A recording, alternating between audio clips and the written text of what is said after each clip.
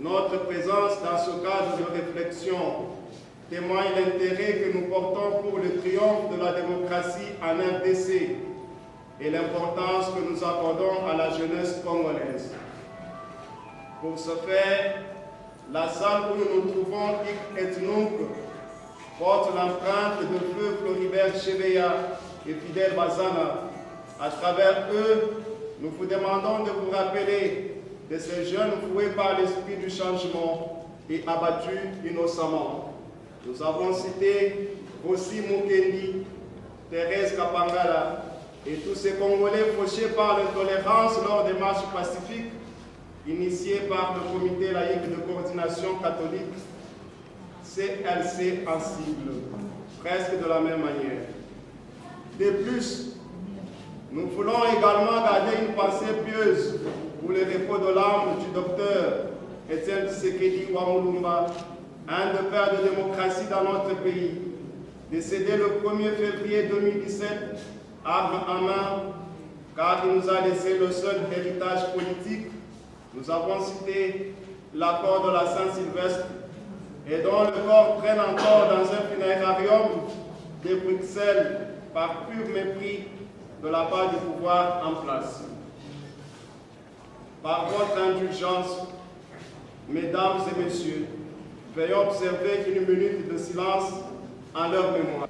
La jeunesse congolaise devra prendre conscience d'être l'élite de demain, car c'est-il tort de dire la jeunesse est l'avenir de demain. D'ores et déjà, la jeunesse congolaise doit jouer le rôle de la sentinelle dans sa société portée vers le développement et ne doit pas être là pour applaudir la médiocrité et la logorer, quand bien même ses droits lui seraient confisqués par ses dirigeants. Je suis coordonnatrice du collectif des femmes et enfants pour la vie et le développement, COFEVID-ANSI, qui est l'une des structures de la société civile de la RDC. Alors, pour commencer, nous allons dire que la responsabilité des jeunes face aux nombreux défis du développement de notre pays est le thème qui m'a été confié. Parce que là, notre pays a besoin des leaders. Mais quels sont ces jeunes leaders qui assumeront ou qui assureront la grandeur qu'on vient de le dire, notre hymne national? Nous allons parler de quelques types aussi de leaders responsables. Et là, aujourd'hui, ou plus que jamais, la République démocratique du Congo a besoin des jeunes. Les jeunes ont une très grande responsabilité de pouvoir assurer la grandeur de notre pays. Et le pays n'a pas besoin d'avoir autour de lui n'importe quel leader qui n'a pas aussi des grandes visions ou des grandes visions ou des grandes responsabilités. Donc pour que les jeunes aient ces responsabilités, il doit d'abord être formé, il doit être pétri des valeurs morales, intellectuelles, physiques ou soit spirituelles. Et pour cela, nous avons dit que les jeunes capables de pouvoir changer des situations chaotiques qui prévaut dans notre société. Donc, nous avons besoin à ce que les jeunes arrivent à comprendre cette responsabilité pour pouvoir sortir le pays dans ces chaos. Est-ce que nous mettons l'homme au centre de tout intérêt? Est-ce que nous travaillons pour l'autre? Est-ce que nos aînés ont pu faire ça? Et nous qui avons remarqué qu'il y a eu des bavures, est-ce que pourrions-nous arriver à corriger les erreurs? Actuellement, dans notre pays, on a toujours dit qui a gagné. Est-ce qu'ils ont raison ou ils ont tort? Et tous qui travaillent pour l'intérêt individuel, avancent-ils ou nous avons tous la même vie? Et nous, aujourd'hui, jeunes leaders, on se dit toujours, est-ce que vous vous caractérisez dans tout ce qu'on vient de dire là? Vous allez opter pour les petites écoles de Cicéron, les leaders de Cicéron, ou alors vous allez peut-être travailler pour les intérêts individuels. C'est cela encore une autre question. L'école de Nicolas Machiavel nous parle aussi d'une autre école. Il considère que tous les moyens sont bons pour conquérir le pouvoir. On peut tuer, on peut détourner, on peut faire tout, mais l'essentiel de s'approcher au pouvoir. L'essentiel est que nous puissions rester plus longtemps au pouvoir. Est-ce que aussi c'est un autre modèle à suivre où nous devons emprunter une autre voie? Alors, il dira aussi que toutes les voies sont aussi importantes pour pouvoir manger et s'enrichir. C'est ce que nous voyons actuellement. Les enseignants ne sont pas payés, les fonctionnaires ne sont pas payés, mais il y a d'autres qui deviennent de plus en plus riches. Est-ce que aussi c'est un modèle? Est-ce que c'est un modèle des leaders responsables? Parce que nous avons toujours accusé les autres. Mais nous-mêmes, quand nous aurons peut-être la chance d'occuper ces postes-là, est-ce que nous aurons toujours à éviter de s'enrichir ou nous allons nous approcher au pouvoir pour pouvoir encore avoir plus de maisons, plus de voitures et aussi enrichir nos familles? C'est ça le problème. Nous ne sommes pas là pour se moquer ou alors accuser des personnes. Nous sommes en train de lutter pour changer les systèmes. Et c'est le même système qui a été au temps de Mobutu. Et c'est le même système qui a été du temps de Mouzé Laurent de Kabila. C'est le même système qui nous dirige actuellement. La société durable prend en compte l'avenir de ses enfants, de ses petits-enfants et de ses générations ultérieures. Comme à l'école, la mission est d'assurer à l'enfant une formation intégrale, c'est-à-dire la formation intellectuelle, la formation morale, la formation civique, la formation spirituelle, ainsi que la formation physique. C'est très important qu'un leader puisse avoir une attitude physique et qui assure sa bonne santé. Il doit toujours exercer des activités physiques. Mais en parlant de la formation intellectuelle, un leader doit toujours avoir les capacités intellectuelles. En plus de cela, il doit toujours aussi ajouter, par rapport à ses capacités, d'autres formations qui puissent l'aider à s'ouvrir les horizons. Et il y a aussi la formation morale. Un leader doit être pétri des valeurs vraiment morales, soit tradition. Et là, je dirais que toutes les coutumes ne sont pas nécessairement mauvaises. Nous devons aussi apprendre, un leader aussi doit apprendre à connaître, à maîtriser ses origines. Tu es d'où? Tu ne connais même pas ta langue. Tu ne maîtrises même pas les proverbes de ta langue maternelle. Car c'est dans la langue maternelle qu'on arrive à maîtriser les proverbes et c'est dans les proverbes qu'il y a la sagesse. Donc, on peut vous lancer quelques mots de proverbes, en quelques mots de proverbes, et vous comprenez directement ce que ça veut dire. Un leader doit nécessairement il a l'idée de ses origines, et cela lui aidera à pouvoir projeter et de pouvoir gérer les autres. En ayant des formations morales, un leader doit nécessairement aussi éviter à se faire voir. Donc là, nous allons le parler dans les détails par rapport à la formation morale. Les jeunes leaders doivent avoir toutes ces formations pour prétendre influencer l'histoire de la société en ayant toutes ces formations. Il y a premièrement la formation intellectuelle. La formation intellectuelle nous aide à parler, à convaincre, et les leaders doivent toujours remettre ou se remettre en cause, apprendre qu'il doit s'intégrer dans la société, il doit s'intéresser à toutes les questions politiques, économiques de son pays, et les pays produisent quoi, comment s'élabore le budget de l'État, quels sont les accords qui lient notre pays à d'autres pays. Est-ce qu'un leader peut vraiment manquer la constitution de son pays? Il y a d'autres leaders qui ne savent même pas l'hymne national. Là, c'est dans les civistes. Nous allons aussi parler de la formation civique. Et il doit s'intéresser, comme nous venons de le dire, à toutes les questions politiques, économique de son pays, et aussi lire la Constitution et d'autres lois importantes qui gèrent le pays. Le leader doit être un bon homme, une femme, soit une femme, soit un homme, une jeune qui sait se concentrer. Actuellement, les jeunes ne se concentrent pas. Les leaders ne se concentrent, ils n'ont pas le temps de se concentrer pour pouvoir initier quelque chose, soit des activités, soit des réflexions comme nous les faisons. On n'en fait plus parce qu'on n'a pas le temps de pouvoir réfléchir. On dit toujours on n'a pas le temps. Ah, voilà, ma l'État les a politiciens. Et d'ailleurs, on a rejoint Nikuna. Ça, ce ne sont pas des langages d'un leader responsable. Et tous ceux qui veulent devenir des leaders responsables doivent toujours apprendre à s'intégrer dans la société pour connaître les problèmes, les noyaux du problème. Quelle est ma part de responsabilité dans tous ces problèmes, dans toutes ces questions? On ne peut pas s'écarter pour attendre que les Occidentaux ou soit les autres viennent à notre... On a toujours des questions à se poser. Mais Français balobini, Américain balobini, mais quelle est ta part? Quelle est la part de la responsabilité? Quelle est la part du leader responsable ou jeune leader du Congo?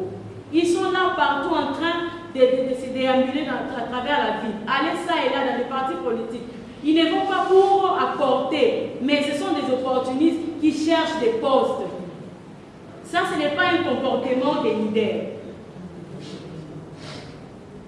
Il y a aussi la formation morale. Le leader doit être irréprochable dans son comportement. Ce n'est pas un leader qui est toujours débauché, un fumeur de chambre ou un alcoolique reconnu ou réputé. Le leader a l'esprit d'écoute. Il doit être patient et posé. Il doit avoir une personnalité stable, pas corrompue de grands chemins. C'est ce que nous connaissons tous, nous voulons bien les faciliter. Pas un opportuniste, comme je viens de le dire, ou un client, ou un flatteur. Il est l'ennemi de toutes sortes d'antivaleurs. Il est honnête et désintéressé. Ce n'est pas le comportement des leaders actuels. Les leaders actuels sont vraiment intéressés. Ils ne peuvent rien apporter sans pour autant s'attendre à quelque chose. Ça, vraiment, c'est des irresponsabilités. C'est pourquoi il nous arrive des choses horribles. Nous arrivons même à vendre notre pays parce que nous voulons à tout prix avoir de l'argent. Et notre pays sera plus tard assujetti par les étrangers parce que nous-mêmes ne sommes pas capables de gérer ce pays. Nous n'avons pas les capacités de pouvoir gérer un pays comme le nôtre. Nous manquons des valeurs morales. Nous n'en avons pas. Et c'est la formation civique. C'est un homme, une femme, un homme ou une femme engagée, déterminée, qui a vaincu la peur. Actuellement au Congo, tous sont des peureux. Même moi-même, j'ai peur. Quand on nous dit de sortir, là je regarde d'abord derrière pour voir nous on a et quand je sors, il y a d'abord la première, le premier obstacle, c'est d'abord mes parents, mes propres parents, soit mon mari, soit mes enfants. Ok, peureux. Mais on a entendu dans d'autres pays, il y a par exemple Rosa Parks, une dame qui a changé la situation d'une ville. Mais pas ici au Congo, tous nous sommes des peureux, on ne peut rien faire. Et un jour, j'ai toujours dit, on viendra vous dire quitter ces contrées parce qu'on a déjà vendu aux Pakistanais. Vous allez quitter. Ok. Quand vous verrez les chars brandis comme ça, vous allez quitter les coins. Vous allez oublier que vous avez acheté cette parcelle-là à un bon prix. Simplement parce qu'on est payé. Il est patriote et altruiste. Aujourd'hui, nous n'avons plus le sens de patriotisme. Aujourd'hui, l'affaire du Congo ne regarde que les politiciens. Mais nous aspirons à devenir des grands leaders politiques, ou soit, je ne sais dans quel secteur. L'altruisme, c'est le fait de vouloir toujours apporter ou vouloir toujours le bien de l'autre. C'est-à-dire, il y a un adage qui dit qu'en recherchant le bien de l'humanité, la nature elle-même déversera sur vous tous les trésors de la terre. Mais c'est le contraire chez nous au Congo. Nous recherchons d'abord moi-même. Autosuffisance. Non, non. Égocentrique. Voilà. Égocentrique. Nous avons toujours les yeux fixés vers les propres intérêts. Ce n'est pas l'essence d'un responsable, d'un leader responsable. On n'a pas le temps. Il connaît les lois de la République. Il respecte le bien commun. Aujourd'hui, on n'a jamais respecté, on ne respecte plus le bien commun. Voilà, il y a l'État. Il respecte le bien commun, il connaît les lois de la République, mais dans cette salle, si on demande quelles sont les lois qui sont là, dans la chambre haute ou basse, qui vont être promulguées, personne ne connaît ces lois. On est désintéressé, mais on pleurniche. Reconnu par les standards internationaux, c'est bien la confiance entre parties prenantes engagées au processus électoral. Faisant allusion à cet élément qui permet l'organisation des élections crédibles, transparentes et apaisées dans un État, il s'avère qu'en RDC, nous nous retrouvons dans une phase où il y a une rupture totale entre parties prenantes engagées au processus électoral et l'institution habilitée à l'organisation de ces élections, communément appelée la Commission électorale nationale indépendante, CENI. Cette crise est née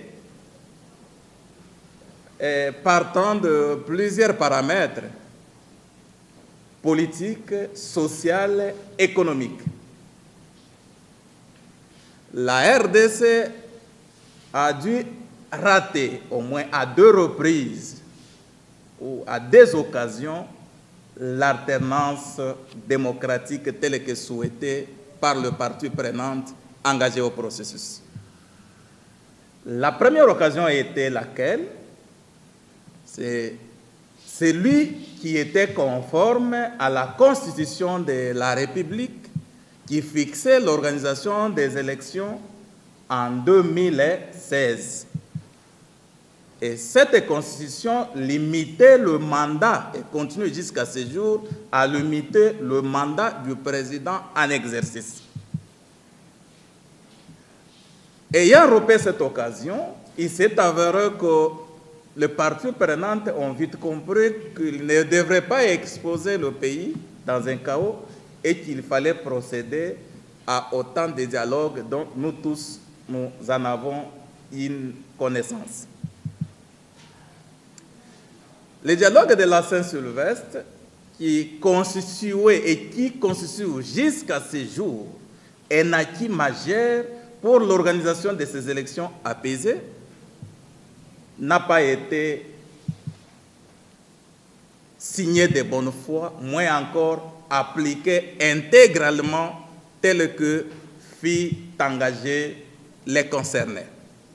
Les jeunes doivent au moins avoir l'horaire d'être les applaudisseurs de ces vieux papas que nous avons toujours connus et de chercher au moins de nouveaux visages qui permettraient à ce que les actions des jeunes soient portées à un très haut niveau et que cette voix entendue, que le peuple, que la jeunesse qui constitue les poumons du développement, qui constitue l'axe majeur pour développer ce pays, soit à la hauteur de ses responsabilités. Mais nous nous retrouvons avec une jeunesse qui accepte de se faire corrompre, moyen de t-shirts, un peu d'argent, pour produire ces mêmes gens qui ont détruit ce pays depuis Mobutu, Kabila père, Kabila fils, et finalement, c'est l'imbroglio qui se crée et nous nous posons des questions, est-ce que réellement nous sommes intellectuels ou nous ne le sommes pas? Nous revenons dans les critères de différents leaders dont la dame nous a clarifié assez liés. Et maintenant, bien que loi contestée, calendrier électoral et ainsi de suite, nous allons nous retrouver dans une phase où les parties prenantes ou les acteurs qui sont engagés et concernés au processus vont se dire, eh bien, allons aux élections. Nous allons aux élections avec quelle loi? Nous avons maintenant la loi électorale. Et c'est cette loi qui va créer de nouvelles innovations, lesquelles nous allons partager en ces liens. nous avons partagé un tout petit peu de l'environnement électoral. Maintenant, comme l'organisation des élections relève de l'application technique et intégrale des textes légaux et réglementaires ainsi que de standards internationaux, vous ne pouvez pas organiser les élections sans que vous ayez une loi électorale. Et c'est cette loi qui a été promulguée, qui est maintenant à la hauteur de l'organisation de ce scrutin attendu des Congolais.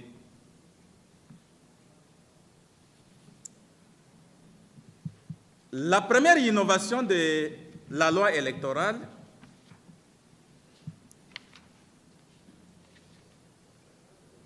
va porter sur le calcul des sièges au prorata des nombres d'enrôlés, contrairement à l'ancienne loi qui fixait le calcul des sièges en fonction des nombres d'habitants.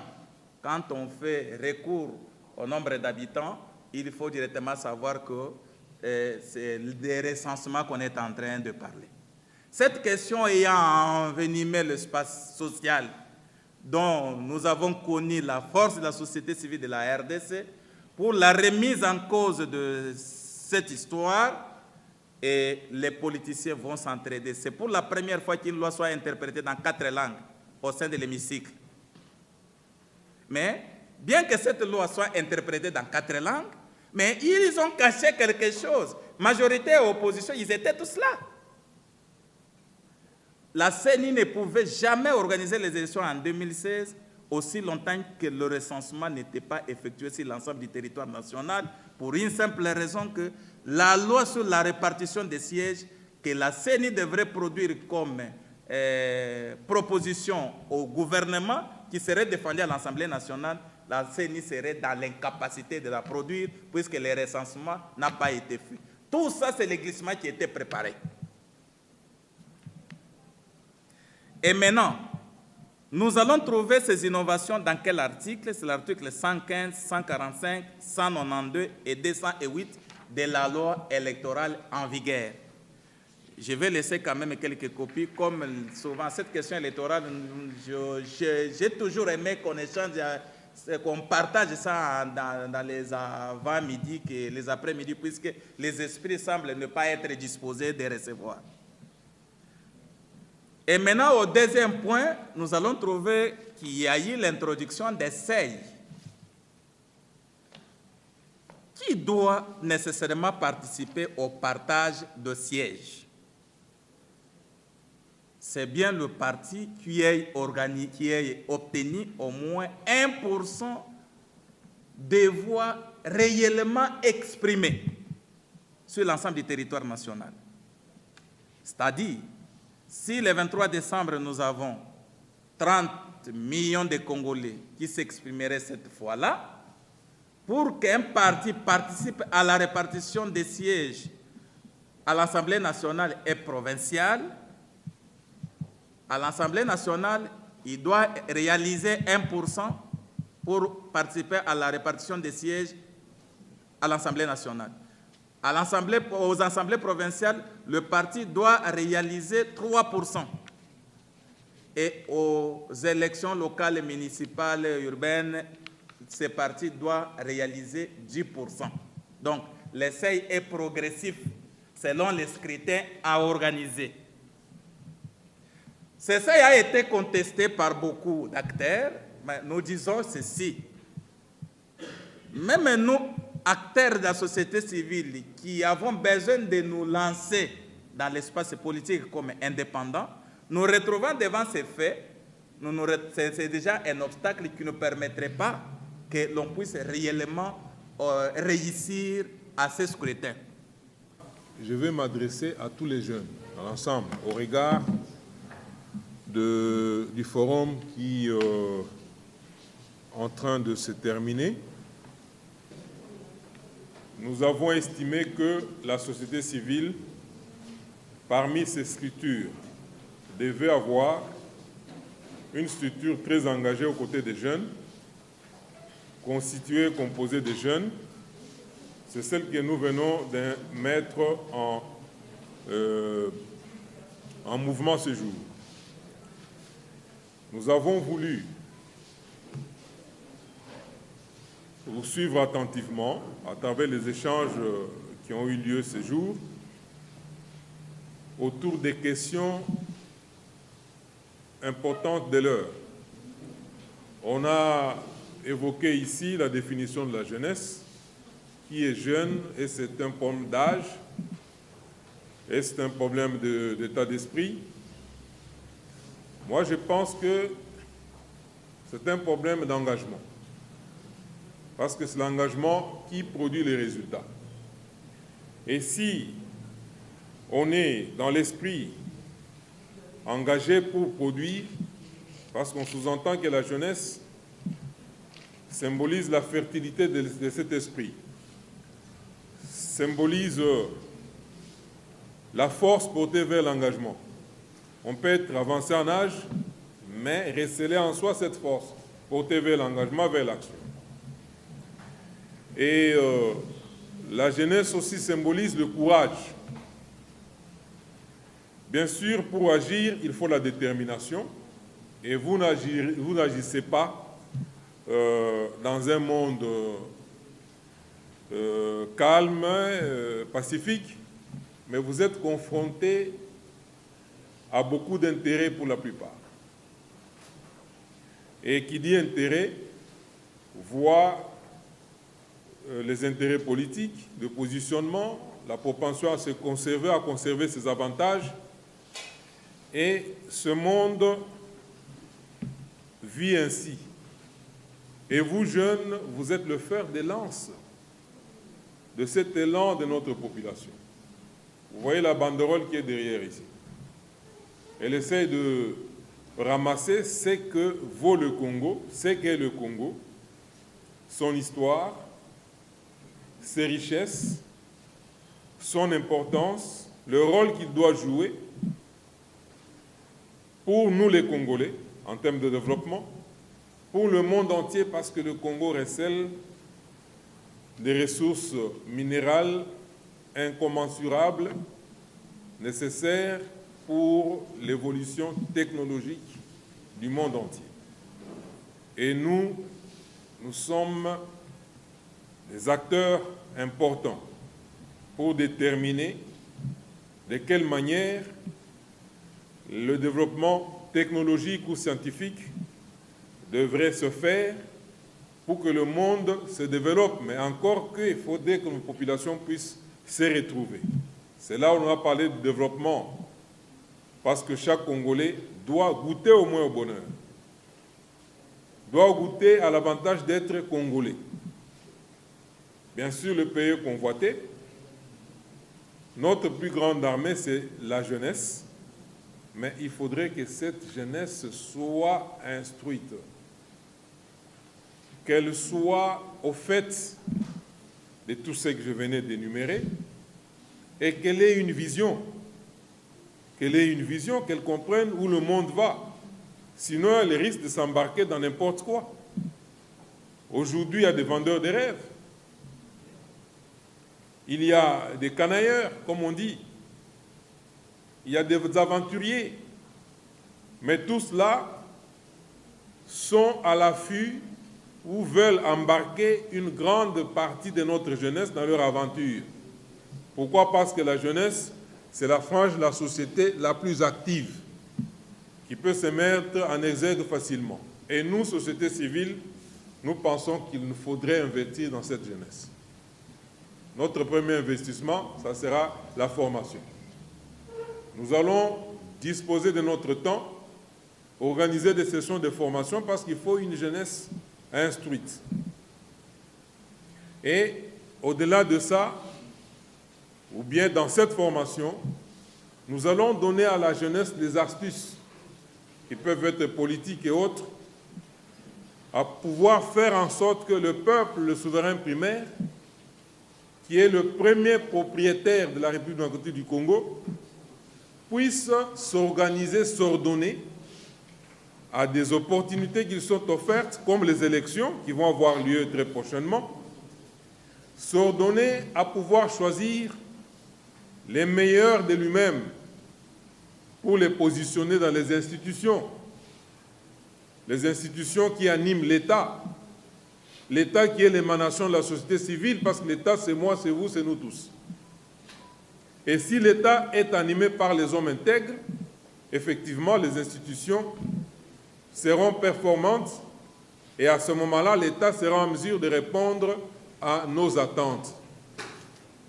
On ne va pas faire un discours, mais j'aimerais m'attarder un tout petit peu sur les conclusions que vous avez données, mais que j'ai trouvées un peu évasives.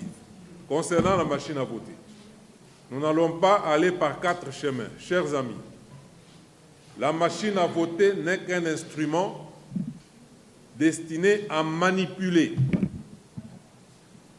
à trafiquer le suffrage que le peuple devra exprimer.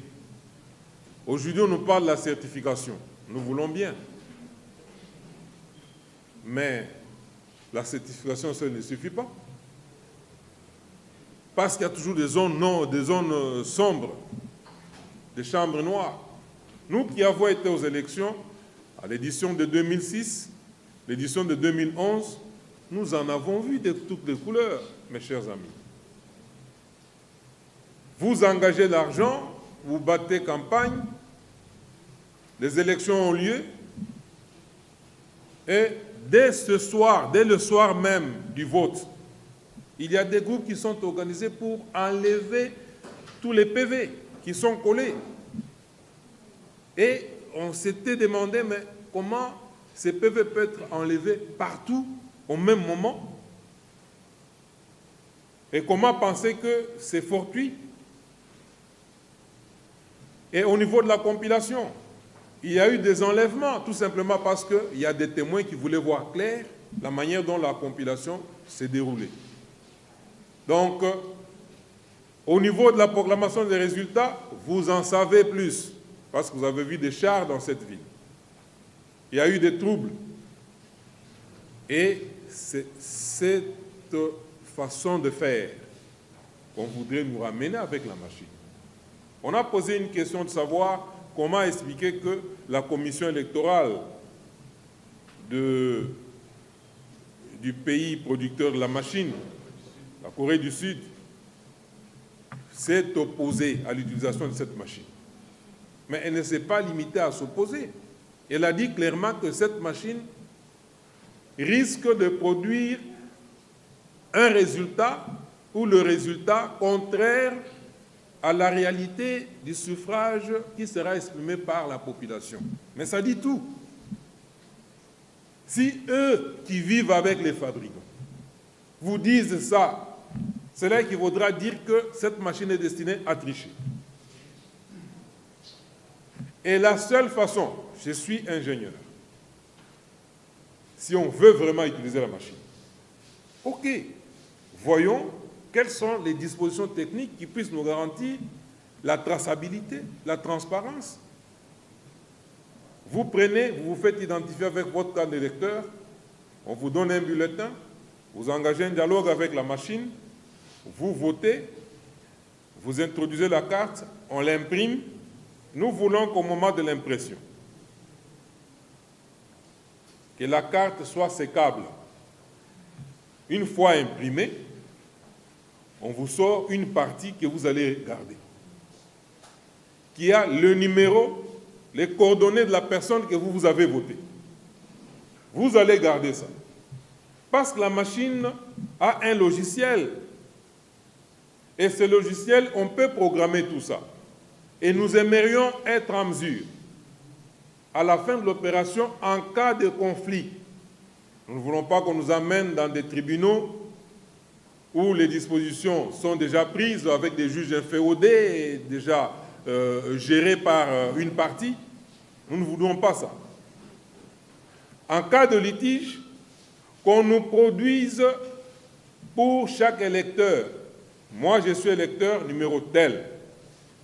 J'ai voté tel. J'ai le récépissé de mon bulletin de vote. Et quand on affiche, chacun est capable de venir voir pour dire oui, réellement, j'ai voté tel. Réellement, et tout ça. Et on est capable même de dire, bon, rassemblons tous ces bulletins pour les compter, pour évaluer. C'est à cette seule condition-là. Parce que nous savons que une fois le bulletin introduit dans l'urne, il peut se transformer. La séance est suffisamment évoluée. Il peut produire un autre résultat. Et on vous dira que non, c'est comme ça, les gens ont voté et voilà, on a dépouillé, on ne saura pas savoir qui a voté qui. Mais maintenant, nous entrons dans un monde de transparence, s'il vous plaît. Ça, c'est de 1. Ça, ce n'est pas pour dire que la machine, on pourrait l'accepter. La machine, on ne l'acceptera pas. Et nous allons peser de tout notre poids pour que cette machine-là, l'ensemble de la commande, n'arrive pas jusqu'ici. On doit bloquer ça. La communauté internationale, les ONG internationales doivent faire en sorte qu'ils ne laissent pas arriver cette machine ici. Il faut saisir les cours des tribunaux dans le pays même du fabricant pour éviter l'hécatombe, parce que cette machine va amener la désolation dans ce pays.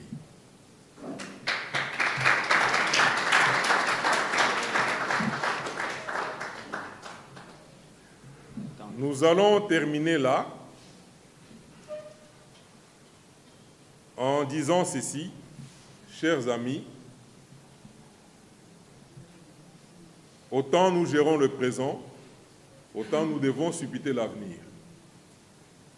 Aujourd'hui, il y a des grands changements climatiques qui s'annoncent et qui s'accélèrent. Voilà que pendant ce temps, on vous dit que l'eau de l'Ubangi va être pompée au Tchad. Personne n'en parle, les officiels n'en parlent. Mais ça risque d'accentuer des graves perturbations pour nous. Et cela sera pompé à quel prix? Qu'est-ce qu'il y aura comme retombée pour nous, Congolais? Point d'interrogation. On nous parle de déplacer des guerres. Le gouvernement congolais a refusé de participer à la conférence de Genève organisée pour récolter les fonds. Et il n'y a eu que... la moisson a été maigre d'ailleurs. C'est grave. C'est-à-dire que le gouvernement ne voit pas plus loin que ça. Au-delà des fluctuations politiques, rien que la situation, l'évolution climatique a déjà plongé la plupart des populations à l'intérieur du pays dans la famine. Vous savez qu'il y a des contrées qui n'ont pas cultivé, qui n'ont pas récolté et qui ont des sérieux problèmes. Savez-vous que ce que nous avons connu depuis 2014 est en train de s'empirer? D'année en année, on va de réchauffement avec des grands écarts. Et l'année prochaine, l'année 2019, ça sera pire que ça. Et il aurait fallu saisir l'opportunité de pousser le monde à pouvoir nous venir en aide et de s'organiser. Il ne faudrait pas que le gouvernement considère ce pays comme un bien privé. Là, nous nous opposons. Il y a le dossier de la maison Schengen. C'est grave ce qui est en train de se dérouler sous nos yeux. De quel droit peut-on prendre tout un peuple, tout un pays en otage pour l'espièglerie des individus? Nous pensons qu'il est temps qu'on mette fin à cette situation. Sinon, nous allons organiser des grandes manifestations dans cette ville. C'est une mise en garde. Pour terminer, je ne peux que féliciter, remercier tous les responsables des mouvements de jeunes qui se sont déplacés pour venir assister à, ce n'est pas la naissance, mais à l'activation de leurs camarades de la société civile à RDC. Et je pense qu'en synergie, vous allez apporter des grands résultats qu'attend notre peuple. Je vous remercie. Pour l'indépendance de son enfant, habité fièrement